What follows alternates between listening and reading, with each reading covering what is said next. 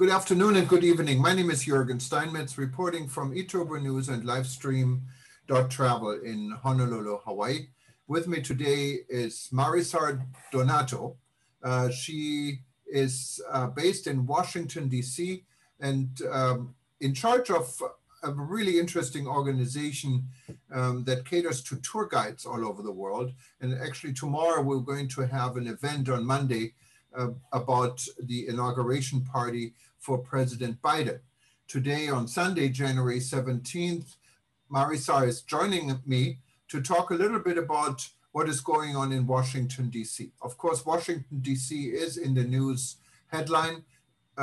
We all know about the problems we had and the invasion of the Capitol just days ago, and now it's such a big event coming up. How's everything in Washington, D.C.? And first of all, also thank you for joining us on this Sunday. Yeah, thank you, Jürgen, for inviting me again to come and talk to you about my observation. So today is Sunday, January 17, and it's really quite quiet. And that's what's so frightening, that it's so quiet that we don't know when something's going to explode. So I took a nice walk today. I live 10 minutes away from the White House, so I just took a walk along my neighborhood, and I discovered that there's so many checkpoints now. You know, we have, I think, over 21,000 National Guards that have arrived in the city to prepare for the inauguration activities that will starting tomorrow, the 18th. So there are checkpoints, even to enter my neighborhood.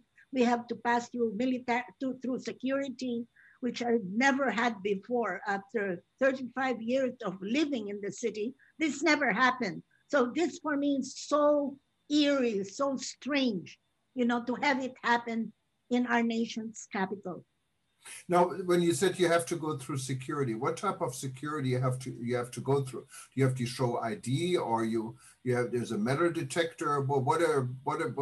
Yeah, they just check who you are, you know, what you're doing in the premises, because anything that's very in proximity to the powerhouses, which is the White House, they want to be sure that your activities, you live there or you legally belong there, that you're not doing anything wild, like with firearms or weapons or carrying something. So even to go to church, you know, we are blocked by checkpoints. So the churches are closed now. There's no masses. Because of that, you know, they're afraid that people are being checked all over the place. And then, of course, we have Corona at the same time, what is a scary combination, I would think. Now, when you say the checkpoints, are there metal detectors also? Are you? Yes. What they're doing today is not so heavy. They're just watching who you are with, you're walking, what are you carrying? And then they have police cars in all the checkpoints. I mean, that entering the spaces, and like especially if you're going to the White House or coming out of the White House, going in. So they have a map that shows you the parameters where these checkpoints are being held. So I walk. The pedestrians, you're okay to walk in places. So that's what I did today, and you can show the photos that I took. Now, one of the hotels that's also very close to the White House, the Mayflower Hotel, where the inaugural balls are usually held, that is also fenced out. So we have this about 8 feet tall fences, you know, surrounding the hotel complex, because they say that people will get crazy, especially on Wednesday. Wednesday is the big target day, you know, for all this craziness to explode. Now, do you have any idea how different this inauguration is expected to be, considering Corona, social distancing, and all of this? Usually, you have massive amount of people out on the streets, at the mall, and everywhere else. What do you expect is going to happen next week? Usually, it's going to be a hybrid event. So I think the swearing in will be live. So we will all have the live presentation of President-elect Biden and Vice President-elect Harris on the stage on the inaugural platform. They will do their oath at 12 noon on Wednesday, Eastern Standard Time. Then we will have a poetry reading. I believe he will give an inaugural address But I think that's it. And all the rest will be virtual, like he did his DNC. Everything was virtual and hybrid. I think that's what we're going to have.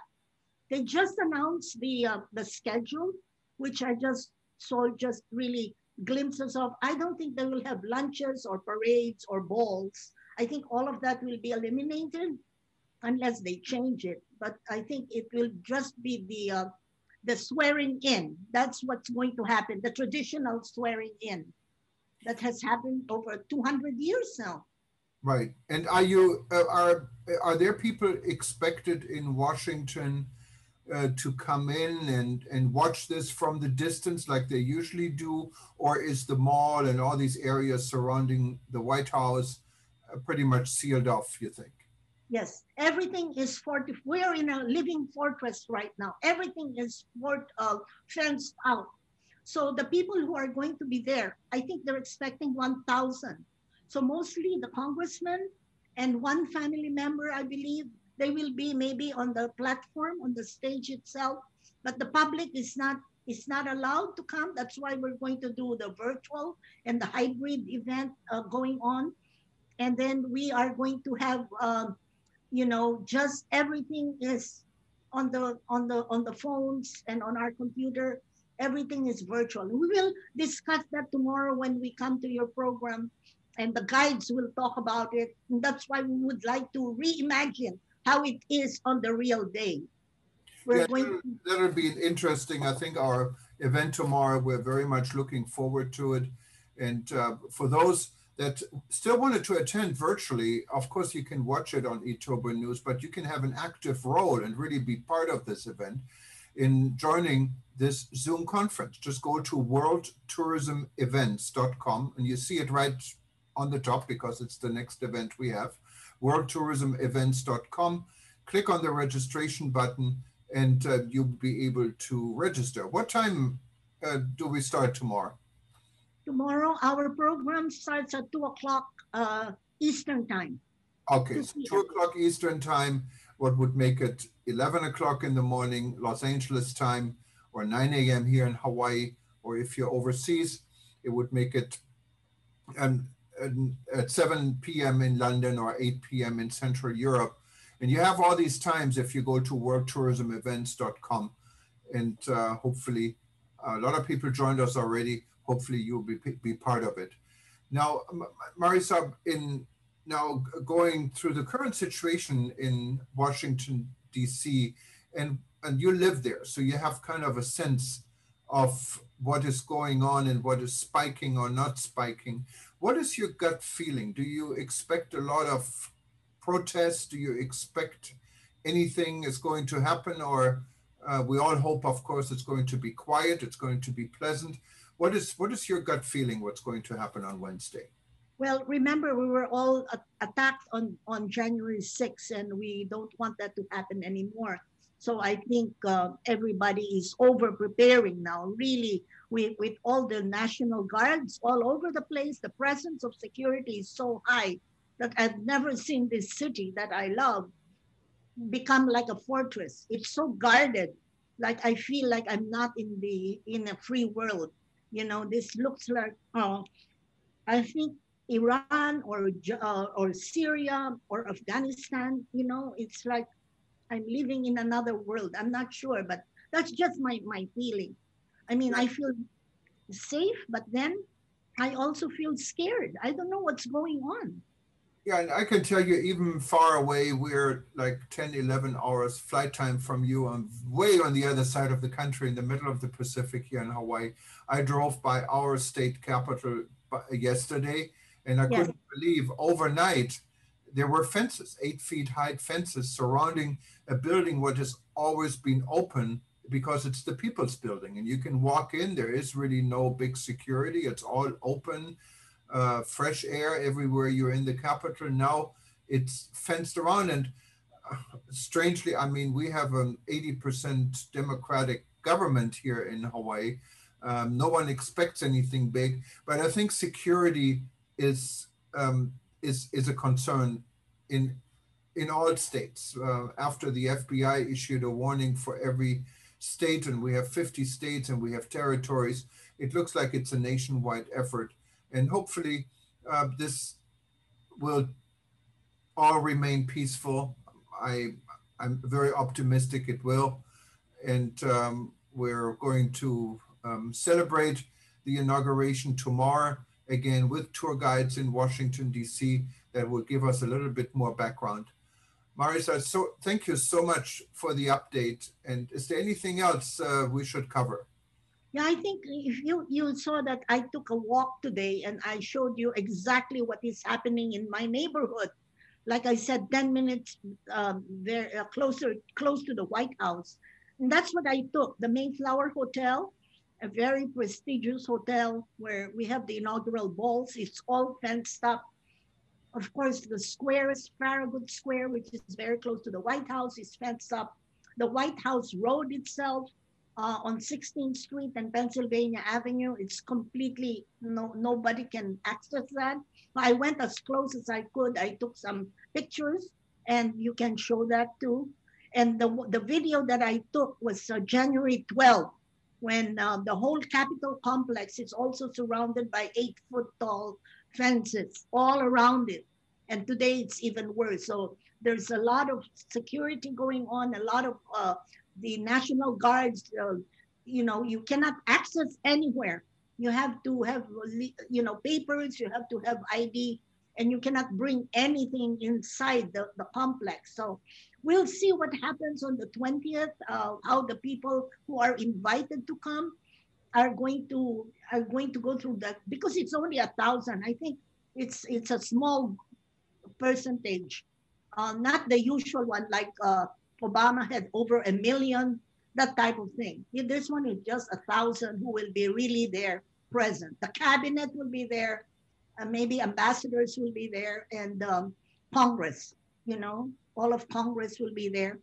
And I, So that's and I think it's the first time that actually authorities in Washington ask people to stay home out of two reasons. One, of course, is the security concern, but even more important is Corona.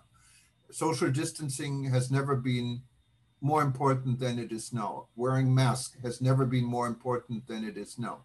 We're in the United States going through the worst when it comes to Corona, and we should all behave like this.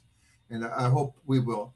Do you see, I'm just a last question, do you see any people arriving from out of state? Are there buses of people coming in?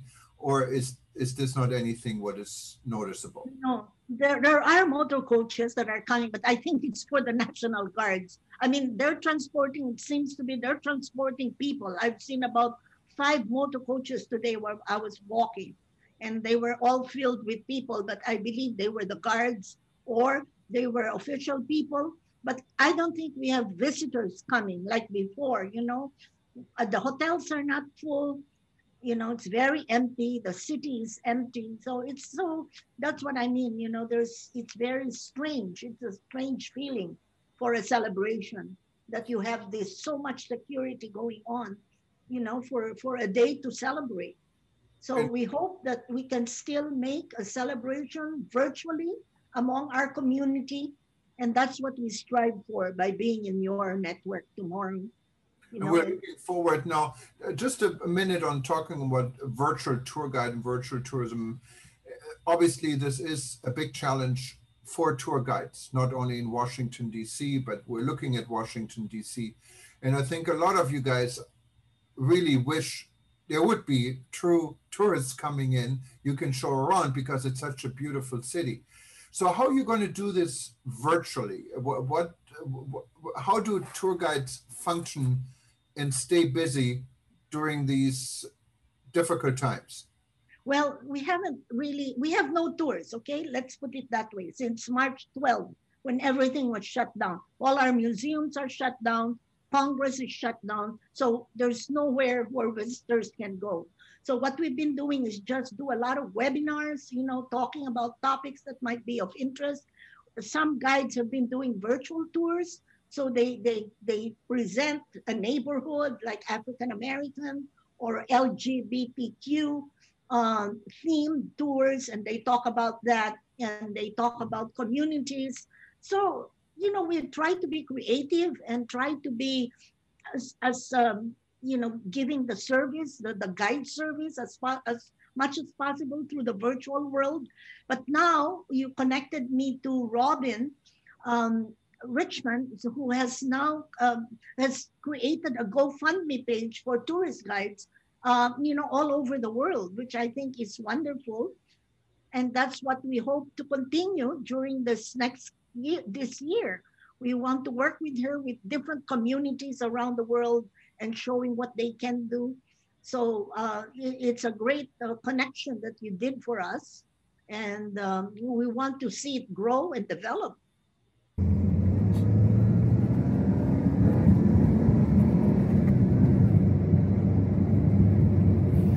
I, John Fitzgerald Kennedy, do solemnly swear. I, Jimmy Carter, do solemnly swear. I, George Walker Bush, do solemnly swear that I will faithfully execute the office of President of the United States and will, to the best of my ability, preserve, protect, and defend the Constitution of the United States. So help me God. So help me God.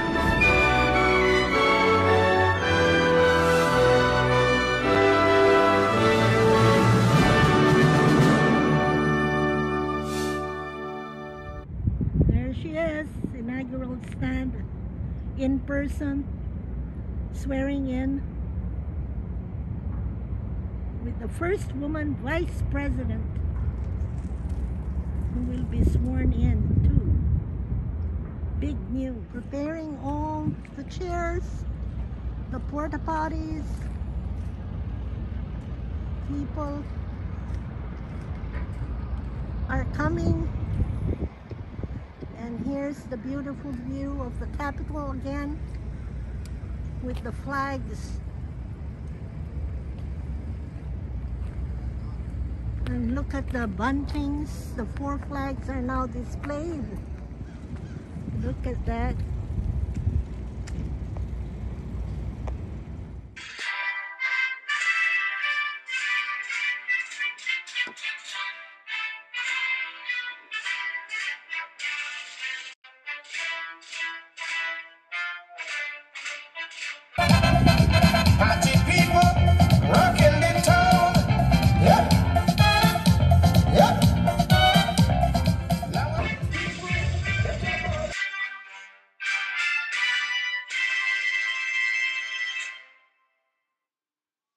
No, Marisa, you've been an inspiration for so many people, not only tour guides, so many people around the world. And that's actually why we awarded, or the World Tourism Network awarded you the title of a tourism hero. Thank you for being a hero in these difficult times.